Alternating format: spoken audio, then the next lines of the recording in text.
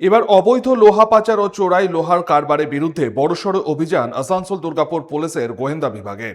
আসানসোল উত্তর, আসানসোল দক্ষিণ ও হীরাপুর থানার একাধিক এলাকায় হানা দিয়ে বিপুল পরিমাণ চোরাই লোহা উদ্ধার করা হয়েছে।